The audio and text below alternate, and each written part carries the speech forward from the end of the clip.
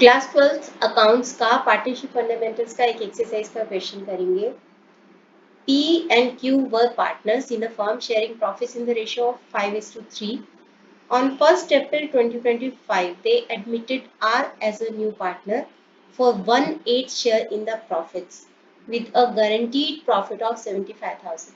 तो उन्होंने पार्टनर्स नया पार्टनर को एडमिट किया है आर, जिसको कि उन्होंने शेयर दिया है 1/8 और उसको गारंटी दी गई है कि उसको 75,000 का प्रॉफिट दिया जाएगा.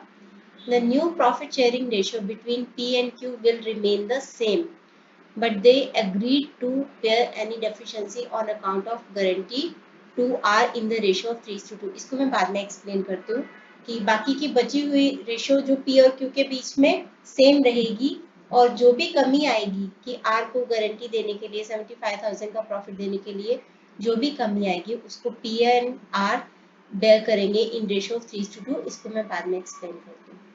Profit of the firm for the year ended 31st March 2026 was 4 lakh.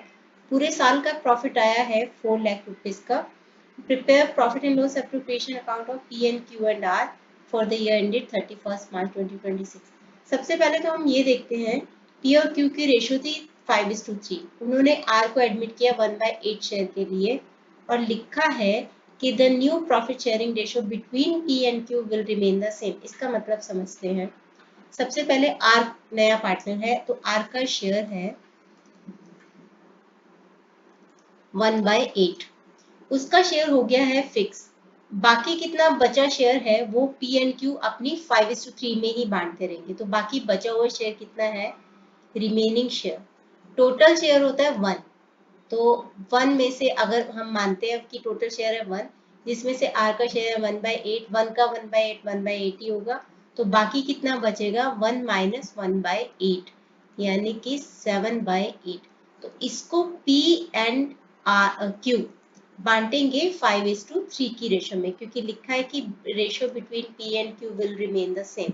यानी कि P का शेयर कितना हो जाएगा आपका, P का शेयर हो जाएगा 5 अपॉन 5 + 3 8. 5/8 किसका, 7/8 बचे हुए शेयर का, यानी कि 35 अपॉन 64. Q का शेयर हो जाएगा 3/8 ऑफ 7/8 यानी कि 21 अपॉन 64. अब R का शेयर भी यहाँ पे लिख दो. R का शेयर है 1/8. अब 35 अपॉन 64, 21 अपॉन 64 और 1/8. इसको भी 64 बनाने के लिए 8 से डिवाइड एंड मल्टीप्लाई कर देते हैं तो 8 अपॉन 64. तो 35:21:8 ये आ गई आपके पास न्यू रेशियो. आपको ये निकाल देनी है पहले तो.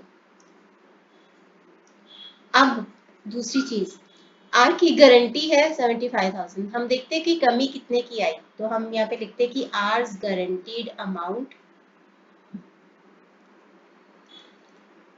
इज 75,000 और R का शेयर कितना है, R का शेयर है 8/64 या फिर 1/8 ऑफ 4 लाख जो कि साल का प्रॉफिट आया है.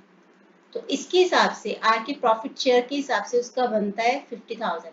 तो कितने की डेफिशिएंसी आई है, 25,000 की. ये जो डेफिशिएंसी आई है इसके बारे में आपको बताया गया है कि इसको P and Q बेयर करेंगे. यहाँ पे लिखा है कि but they agreed to bear any deficiency on account of guarantee to R in the ratio of 3:2. तो 3:2 की रेशियो में उसको वो बेयर करेंगे इस 25,000 की गारंटी को. 3:2 यानी P और Q. तो P कितना डेफिशिएंसी मीट करेगा, deficiency met by P is deficiency met by P will be 3/5 of 25,000 जो कि बनता है 15,000 and deficiency met by Q आ जाएगा 2/5 ऑफ 25,000 यानी कि 10,000. तो इस तरीके से दोनों अपनी अपनी डेफिशिएंसी मीट करेंगे. तो अब हम बनाते हैं profit and loss appropriation account. साल का प्रॉफिट है 4 लाख, इसको लिख दो यहाँ पे 4 लाख और लिखेंगे by profit and loss account और ब्रैकेट में लिखेंगे नेट प्रॉफिट. अब देखो यहाँ पे लिखते हैं कुछ भी अप्रोप्रिएशन नहीं है, कोई सैलरी कमीशन कुछ नहीं देना, तो सीधे सीधे टू प्रॉफिट ट्रांसफर टू, यहाँ पे हम लिखेंगे P's capital account, Q's capital account and R's capital account. P's capital account, P का शेयर कितना था 30, यहाँ से देखते हैं न्यू रेशियो जो हमने निकाली है 35 अपॉन 35 प्लस 21 प्लस 8, 35 अपॉन 64, ऊपर लिखा भी है 35 अपॉन 64, तो 35 अपॉन 64 ऑफ जो शेयर है प्रॉफिट 4 लाख, तो 4 लाख का 35 अपॉन 64 कितना बनता है 218750, पर हमें पता है कि पी को डेफिशिएंसी बेयर करनी है 15,000 की, तो यहाँ पे लिख देंगे less deficiency met by P, तो इन दोनों को माइनस करेंगे जब, तो हमारे पास आ जाएगा 2,03,750। और अब क्यू का भी करते, क्यू का cues capital account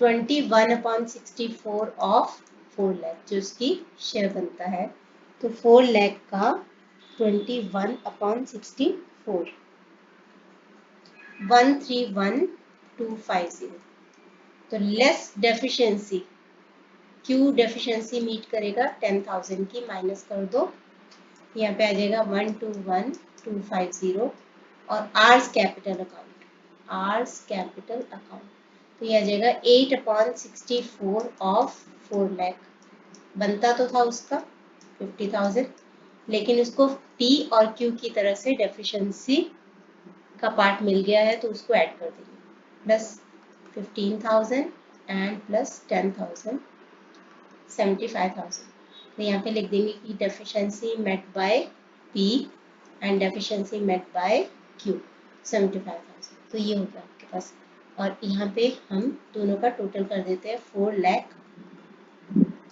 and 4 lakh, और यही आ रहा है हमारा आंसर। एक बार मैं आपको दिखा देती हूँ, ये है हमारा आंसर। तो ये था क्वेश्चन, और ये है profit and loss appropriation account, ये है शेयर।